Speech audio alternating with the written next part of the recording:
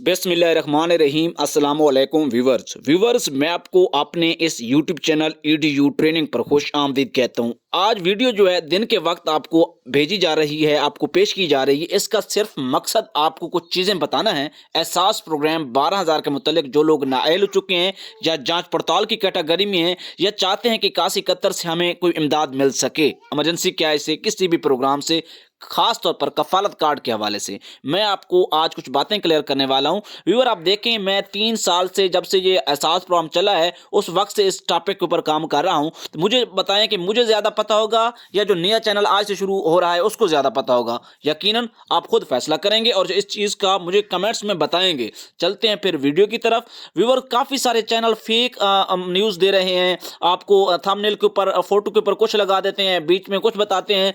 ऐसी कोई बात नहीं है। नाअहल और जांच पड़ताल वालों को जब तक किस्त नहीं आती उस वक्त तक कुछ भी मालूम नहीं है, मुझे भी नहीं पता। और इसके साथ साथ 8171 से भी आपको इमदाद आप नहीं ले सकते। आप उसके ऊपर मैसेज करके आपको कोई पैसे नहीं मिलने वाले। सिर्फ और सिर्फ आप दफ्तर जाएं, वहां पर रजिस्ट्रेशन करवाएं, सर्वे करवाएं, वो तरीका है। और साथ साथ जो है अगर आपके पिछले 2-3 साल से कोई रसीद या पर्ची है तो तब भी आपका चांस बन सकता है। किसी के ऊपर धोखा ना खाएं। सिर्फ हमारी वीडियोस देखते रहें, सपोर्ट करते रहें, अच्छी इंफॉर्मेशन मिल